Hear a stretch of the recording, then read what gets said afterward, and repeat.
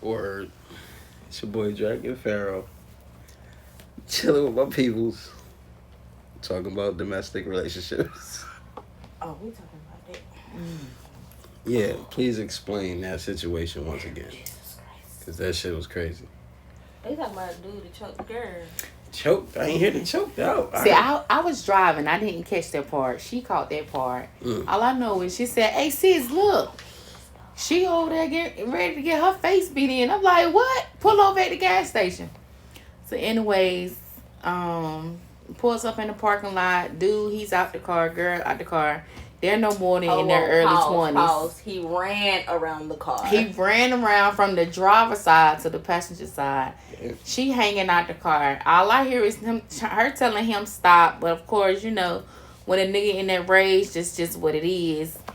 And he was putting the paws on her or whatever. Shit out of her. So y'all were by drivers? I was driving by and we called it. I called it. Yeah, they wasn't standing. They was by. I was No, driving by. Drive Yeah. buyers. So I pulled over, and by the time I pulled over, the store clerk, she came out, and there was another guy. He was in the store, and some other customers were standing around watching me being me. I mean, I go 0 to 100 real quick. And I ain't finna stand by and let no female get beat on. I don't care. I'll fight a dude. So I pulls up, and I did proceed with caution because I know where we're at, and I know the times we're living in, and any and everybody is packing these days. And I'm not about to put my life on the line for another female, especially when 9 times out of 10 shit smooth over the next morning. They're gonna be back together.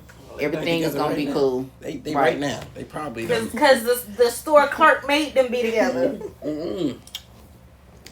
She was ready. The store. What did the store clerk do? What? Put her back in the car. She pushed her back in the car. Said, "Baby, just get back in the car." What the fuck wrong with you? Everybody, get me out this bitch. And back then she was about in her 50s, 60s. So back in the day, of course, women back then they tolerated the abuse from their lover because more than likely they didn't work or they didn't have the financial gains or the education to know that it is not okay, never okay, to be in a domesticated situation.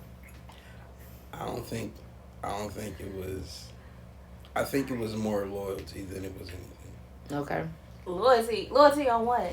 I think of him choking her and how he punched her in the face? No, not that incident. I'm saying our ancestors stayed together through the abuse because of loyalty. You know what I'm saying?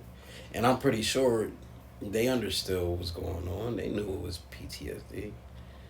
They knew this nigga was dealing with some shit that they didn't. You know what I'm saying?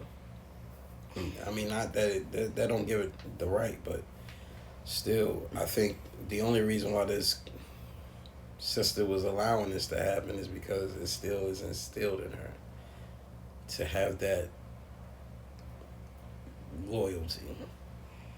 She don't understand that she's okay in the beating. Right. She's the one that's allowing it if she's staying. And if she didn't get out the car immediately and set the boundaries like, yo, this is it. And she's already like, yo, this is only going to be for a second. And we're going to be back to what it was. But she wasn't trying to get back in the car, though. She wasn't trying to get back in the car. Trying to get out. She was trying to get away. Get away. Yeah. And he was forcing her back in that car. Like, no, you get in this car. We can ready to go. The store lady came and placed her legs back in the car. Come on, baby. It's okay. I love you. It's going to be all right. He going to take you where you need to go. Yeah, you said the store lady knew him, right? Yeah, because we friends. I love you. Y'all know we friends. I love you too, baby. So that means... Obviously, lady, she done seen them multiple occasions prior to this. She said, just go ahead and get back in the car. She rather be her. I guarantee. Her. No, I guarantee you, she probably already dealt with it. Mm-hmm. Right. And the girl showed her that she was going to get back in the car. Agree. That's why she was probably like, it's gonna be all right. Y'all gonna be right back to this tomorrow and keep on moving. But that's the reason why I said we got at this conversation, because. But then sometimes people get mad when you intervene. They do. Bro, mad at you. Bro, Like, my mama got mad for me intervening when her husband was. Right. Bro, I literally, this quick story, my brother found her husband at somebody else's house, hugged up with another woman. And when he came and told my mom, we all went down there. And instead of my mom dealing with him, she was talking to her. And I'm like, yo, this is your husband. You got to talk to him. Right. And he trying to be abusive towards my mom. I snapped. My mom snapped on me. Plenty of times me and this dude got in a fight and my mom literally kicked me out the house. Like, yo, if you don't carry your ass on somewhere, it's a problem. And what I'm saying is, our women endorse it. Our women have been the ones that accept that shit. And if you accept it and nothing better than that, then of course it's going to keep on manifesting itself. Cycle. Like, The to cycle be honest, repeats itself. the whole point of the conversation is for me to say this, and I don't care what any man say. This is end game. We become not only what you need, but what you demand. Right. You want a real king, you'll get a real king if you set those standards. That's correct. You got what I'm saying? Like, how let's say end of the day, every man want to get some butt, right? Right. If you be like, yo, move that mountain and you'll get some. You don't think this nigga ain't gonna move that bitch? He going to move that mountain. Nigga, we gonna find a goddamn way with a shovel and a motherfucking fish. I ain't playing with you. There will be no mountain tomorrow. So you are what you tolerate. And what I'm saying is, if you don't ask them to move that mountain, they feel like they don't have to. You don't have to ask a man to move a mountain. You already worth the mountain. Mm-hmm. It's when the sisters say,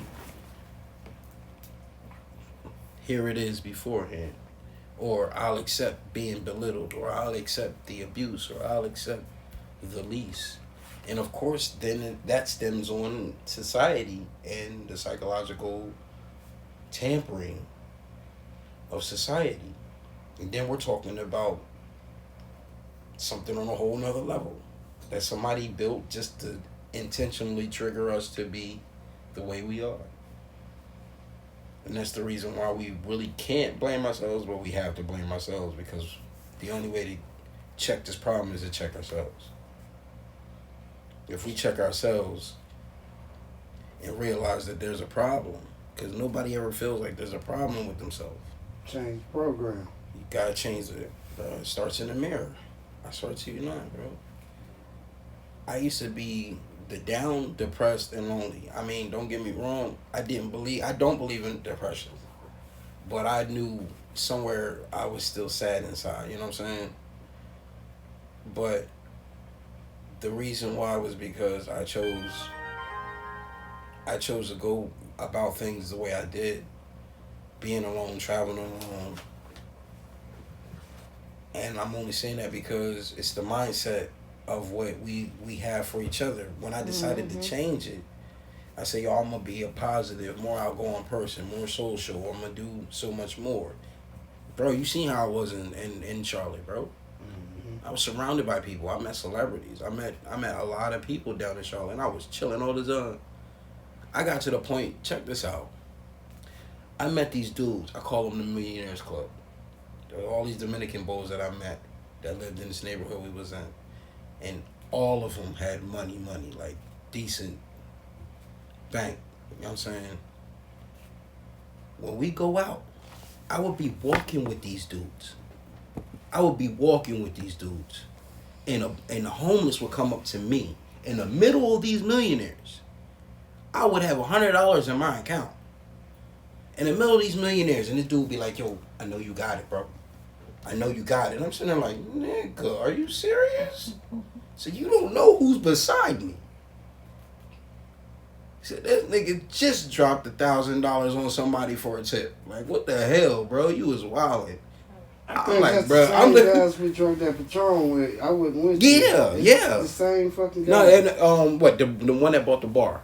Yeah, on McGill. My man said, he said, yo, I was bored. So I bought a bar. He bought a bar because he was bored. He already had 2 restaurants. He had he had something where, my fault, man. Well, he had something where they like cook fish or they sold fish, and he had a joint in New York. But very, very brilliant dudes, bro. Very brilliant dudes. And my man said, y'all wanted to check it out. So he offered me to come over, and he looked out for my boys. You know, niggas thought they could drink with this dude. Drunk him under the table. One nigga was in the bathroom crying. Other nigga was dancing with some, I don't know what it was. Other one was behind the daggone bar trying to figure out where the hell they were, lost and shit. And all they had to do was go around the corner. I swear to you not. I never had a situation like that again. But I mean, it's all in us. You know what I'm saying? It's all about how we project, how we absorb, how we receive, how we give. But it all still stems from checking ourselves. I try to check myself before I say anything about anybody else. Yo, let me make sure I'm not in the wrong. Let me make sure that I couldn't do better in the situation. And in my eyes, it has been what keeps the situation under control in a lot of it. You know what I mean? Like, when it gets wild, most times I can sit to the side and be like, yeah, I'm not even a part of all that because I made the right decision. Or, you know what I mean? When I check myself, it keeps me from out of the bullshit. So everybody hold themselves accountable. Exactly. And that's why I say if you check yourself, that's exactly what you're doing. You're holding yourself accountable. We move better. That's what she need to do. Mm-hmm. She need to be accountable for that ass whooping. And say, yo, I'm not going to take that no more. Because she don't deserve that shit. Mm-hmm. And if she's being beat on, and if he thinks that's okay, one, there's already something wrong with him. Right. Because I guarantee you he won't do that to his mom. Right. I guarantee you his sister's not going to tolerate him hitting on her like that. Mm-hmm. That's crazy as hell. She need to watch Tina Turner. Huh. She need to watch Tina Turner take him to the back seat and whoop his ass. Amadea said, just make them grits. Boil some hot water. That's all. I'm just gonna boil some hot water. But if you're going that far, you still. Yeah, it's still too far. Mm-hmm. Not only are you risking his life, you're risking your life, one, between jail and between him coming back at you. Now it's a tit for tat, you know what I'm saying? If you know this is poison, why are you still drinking here? Just to have somebody. You know, we always talk about what it takes sometimes to be in a relationship, but on average, most people don't even like their own company, yet alone having to be alone. That's why I said check yourself. Mm-hmm. I'm gonna be real. I say black people don't like being alone. Mm-hmm. I've had somebody very important to me tell me that, and I was like, yo, I mean, it hit me like a ton of bricks, to be real. And I was just like, yo, why is this shit so fucking tough? Like, why do I gotta keep going through this shit with you and your relationships? And he's like, I'm just afraid to be alone. And I'm like, yo, now the truth. And I mean, when they told me that, I could see it. And I'm like, okay, now I understand. Now I know exactly what I got to do. Well, they used to say having a piece of somebody is better than having nobody at all.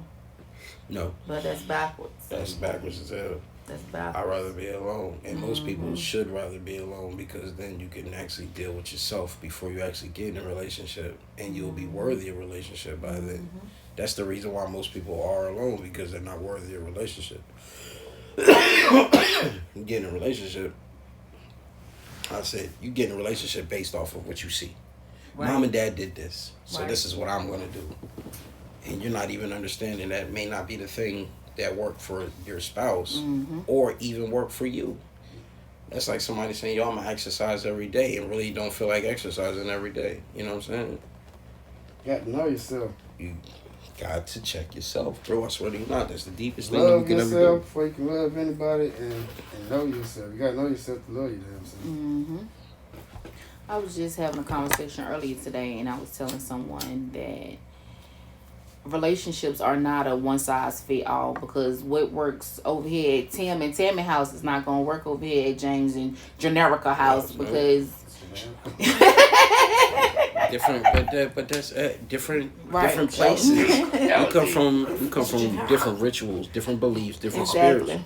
You just like how you got people in India who marry people they never met, Right. based off of their family's tradition. Our family are going to unite with your family. My first son, your first daughter. They don't know each other until they get older, and then that time when they meet, you got like 3 days and y'all get married. Right. And then that's not only there, that's plenty of places around the world, you know what I'm saying? I know they even do it in Africa in some places. Yeah, my dad did it. He, went to California, met a woman, married his third wife, and, brought her back to Carolina, and then, of course that didn't work because you don't know her. No, one time for me. I know that's right. One time and only. Mm-mm. Yeah, I can't get out If this you shit. do, you decide you don't want me after we married, you stuck. Well, I already had one. God, here you go. I already had one, Now you stuck. but I don't want to, do like my pop and have several wives. Like, that shit is retarded. Like, like you say, go back to checking yourself. I don't want to have this conversation. I guess we Shut can't my have face. this conversation. Nope. No, you know what? Yeah, we about to. I'm about to Because, hush my no, face. I ain't about to say nothing No. over here. no, we going to talk about that. Nope. Why we gotta talk about what? So I'm gonna put my feet up because What we talking about? What we talking about now? marriage.